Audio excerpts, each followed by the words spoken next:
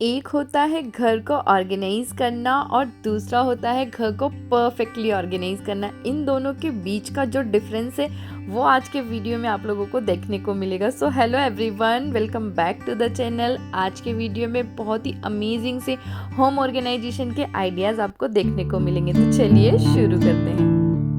Organisation के ना दोस्तों इतने सारे आइडियाज़, इतने सारे टिप्स एंड ट्रिक्स हैं, उनको अगर हम फॉलो करते हैं और उनके बेनिफिट्स होते हैं तब तक ठीक है। लेकिन अगर हमने अपना ऑर्गेनाइजेशन किसी को देख के कर लिया है और वो हमारे लिए बिल्कुल भी काम नहीं कर रहा है, तो इसका मतलब है हमने कहीं ना कहीं ऑर्गेनाइजेशन अच्छे से नहीं कर रखा है। ऐसा ही मेरे साथ भी हुआ है। जब भी मैं बेडशीट वगैरह को ऑर्गेनाइज करने आती थी तो जो मेरे सोफ़ा के पास ये स्टोरेज बॉक्स मैंने बना के रखा, इसमें मैं सारे बेडशीट को ऑर्गेनाइज करती थी और मतलब सारे जो भी फर्निशिंग के सामान है उन सबको मैं इसी बॉक्स में ऑर्गेनाइज करती हूँ। और बेडशीट को ऑर्गेनाइज करने के लिए ये भी एक बहुत ही अच्छा तरीका है। मतलब बेडशीट के अंदर ही आप पिलो कवर रख दीजिए, जैसे कि मैंने आगे के क्लिप में आपको दिखाया है। अब देखिए ये जो स्टोरेज बॉक्स है, इसमें मैं सारे अपने फर्निशिंग के सामान को ऑर्गेनाइज करती हूँ। फिर चाहे वो कर्टन्स हो गए या फिर बेडशीट्स हो गए या फिर एक्स्ट्रा टॉवल हो गए या फिर कुशन कवर हो गए, मतलब एवरीथिंग मैं इसी स्टोरेज बॉक्स में ऑर्गेनाइज करके रख। अब देखिए प्रॉब्लम मुझे यहाँ पे क्या आ रहा है। मतलब बेडशीट एक ऐसी चीज़ है दोस्तों, या तो आप एवरीडे उसे चेंज करते हो, एवरीडे उसे वॉश करते हो या फिर वीक में करते हो, व्हाटएवर। मतलब जब भी आप ये चीज़ें कर रहे हो, वीकली वंस या फिर वीक में दो बार तो मिनिमम हो ही जाता है। तो आप जब बेडशीट वगैरह को फोल्ड करके जब वापस से रखते हो तो यहाँ पे इशू ये मुझे आ रहा था, ये वाला स्टोरेज बॉक्स फुल हो जाता था और जब मैं बेडशीट वगैरह रखती थी तो ऑर्गेनाइजेशन यहाँ पे पूरी तरह से ख़राब हो जाता था। अब मेरा ये बेडशीट वाला ऑर्गेनाइजेशन यहाँ पे क्यों फेल हो रहा था वो मैं आपको बताता। हम लोग करते क्या हैं दोस्तों, जो चीज़ें हमें बहुत रेयर यूज़ होती है, मतलब महीने में 6 महीने में, उनको भी हम ऐसी जगह ऑर्गेनाइज कर देते हैं जहां हमारा एवरीडे की चीज़ भी ऑर्गेनाइज है। और सेम मेरे साथ भी यही इशू हुआ है। मैं उस बॉक्स में ऑर्गेनाइज करती थी एवरीडे के बेडशीट, कुशन कवर या फिर पिलो कवर, उनको जो मुझे रोज़ यूज होते हैं, मतलब रोज़ या वीक में एक बार यूज़ होते हैं, तो उनको मैं वहाँ ऑर्गेनाइज करती थी। और ये जो कंटेनर्स आप देख रहे हो, इनमें मैं ऑर्गेनाइज करती थी उन चीज़ों को जो मुझे मतलब वीक में 1 या 2 बार यूज़ होती है। मतलब ये अच्छे से ऑर्गेनाइज होकर रखा रहता था, उसमें मुझे पता ही नहीं चलता था कि चीज़ें रखी हुई है नहीं रखी हुई। तो मैंने यहाँ पे इन दोनों चीज़ों को रिप्लेस किया है। मतलब जितने भी कर्टन्स में इस बॉक्स में ऑर्गेनाइज करती थी जिसमें बेडशीट वगैरह है, वहाँ से मैंने सारे कर्टन्स को हटा दिया, क्योंकि ये कर्टन्स में 3 मंथ्स या 6 मंथ में मेरे को काम में आते हैं, लेकिन बेडशीट वगैरह मुझे एवरीडे ही लगती है। और जो इस बॉक्स में चीज़ें रखी हुई थी, मेरे डिटर्जेंट वगैरह, वो भी मुझे वीक में या 2 वीक में लग ही जाते हैं। तो ऐसी चीज़ें मैंने अब इन बॉक्स में ऑर्गेनाइज की है जो बहुत रेयर यूज़ होती है। अब इनको मैं आराम से कवर करके रख दूंगी। और देखिए मुझे पता भी है यहाँ पे कर्टन्स वगैरह है, लेकिन जब मैं उस बॉक्स में कर्टन्स वगैरह को रखती थी तो वो बिल्कुल नीचे दब जाते थे और मुझे समझ में भी नहीं आता था और यूज़ भी उतना नहीं होता था और बेडशीट रखने की भी जगह वहाँ पे कम पड़ जाती थी। तो यहाँ पे बहुत सारे चेंजेस हो गए हैं और मतलब मुझे अब ऐसा लग रहा है कि ये ऑर्गेनाइजेशन मेरे को परफेक्टली काम करेगा। और देखते हैं इन फ्यूचर अगर इसमें भी कोई इशू रहा तो मैं आप लोगों के साथ ज़रूर शेयर करूँ। तो देखिए मैंने कर्टन्स वगैरह वहाँ से सब हटा दिए हैं और ये देखिए ये वाला स्टोरेज बॉक्स से पूरी तरह से खाली हो गया। अब इसमें हम बेडशीट्स को रखेंगे जो हमें वीक में 1 बार या 2 बार लगेगी, वो अब ईजिली यहाँ से पिक कर पाएंगे, क्योंकि जो कर्टन्स ने यहाँ पे बहुत ज़्यादा स्पेस लेके रखा था वो स्पेस यहाँ से हट गया है और यहाँ पे बहुत सारे स्पेस मुझे मिल गया है।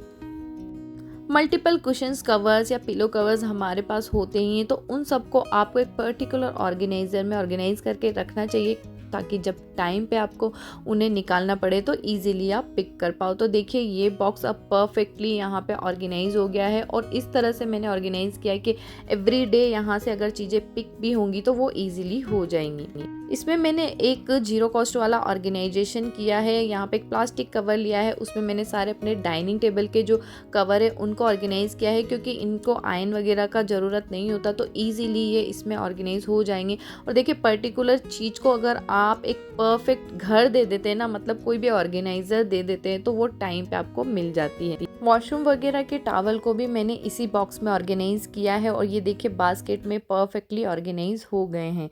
तो देखिए फाइनल ऑर्गेनाइजेशन हमारा कुछ इस तरह से हुआ है।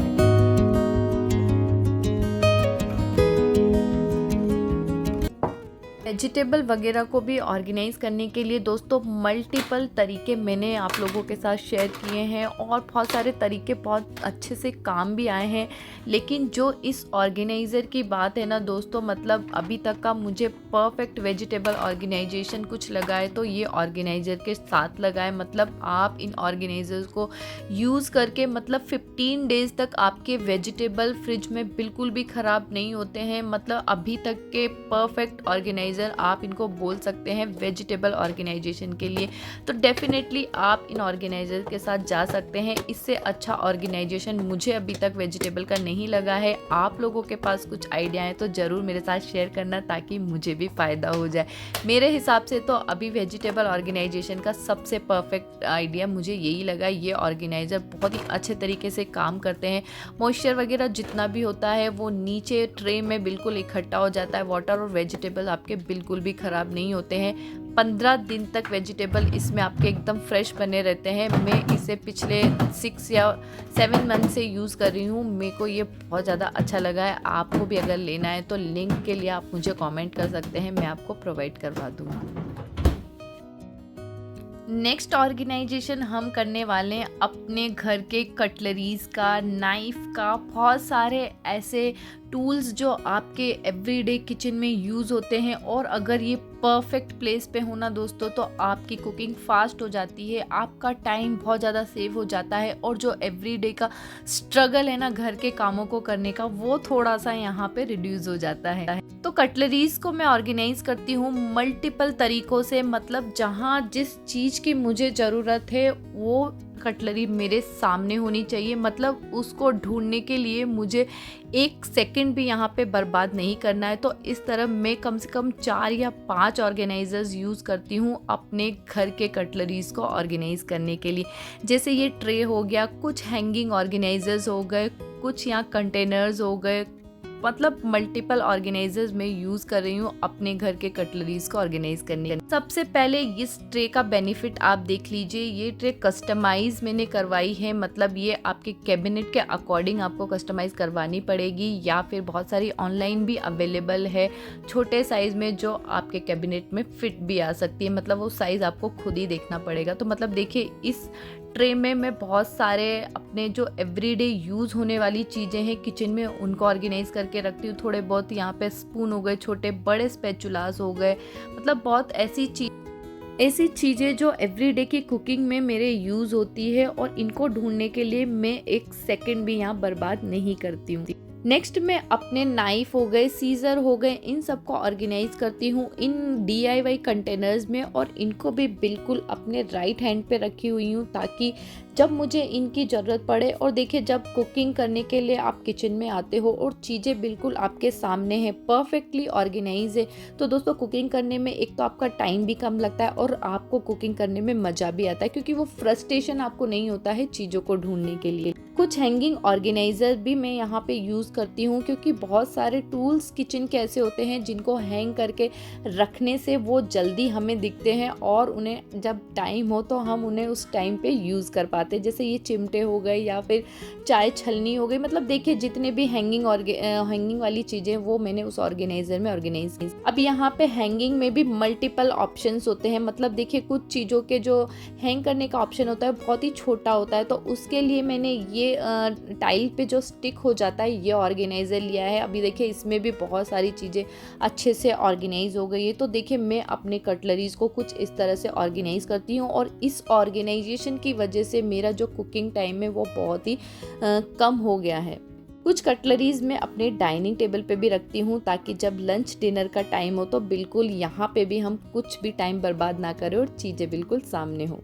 नेक्स्ट ऑर्गेनाइजेशन करने वाली हूँ अपने चार्जिंग केबल्स का। बहुत लोगों को पता है दोस्तों, जो मेरे पुराने व्यूअर्स हैं उनको पता है मैं इस ड्रॉर में अपने सारे केबल्स को ऑर्गेनाइज करती हूँ, क्योंकि इसके ऊपर जो स्विच बोर्ड लगा है बिल्कुल पास में है और यहाँ से हम फ़ोन वगैरह लैपटॉप वगैरह ईजिली चार्ज कर पाते हैं। लेकिन बिना कोई ऑर्गेनाइज़र यूज़ किए जब हम ऑर्गेनाइजेशन करते हैं तो मतलब एक टाइम बाद हालत कुछ इस तरह से हो जाती है। मतलब केबल देखिए एक दूसरे में उलझ गए हैं, इधर उधर हो गए हैं, या आप ऑर्गेनाइज़र यूज़ कीजिए या नहीं कीजिए, ओवर द टाइम चीज़ें हो जाती है। मतलब ऐसा एक टाइम का काम नहीं है कि आपने एक बार कर दिया उसके बाद आपको बस ये लाइफ टाइम रहना है, तो ऐसा बिल्कुल भी नहीं है, आपको ये बार बार करते रहना है। तो फिलहाल तो दोस्तों मैंने केबल्स वगैरह को ऑर्गेनाइज करने के लिए ये 2 ऑर्गेनाइजर्स यूज़ किए हैं और सारे अलग अलग केबल्स को मैंने अलग से फोल्ड कर लिया है। और देखिए अब बिल्कुल भी यहाँ पे मैस इकट्ठा नहीं हो रहा है। मतलब जो सी टाइप है, ए टाइप है जो केबल है उनको मैंने अलग अलग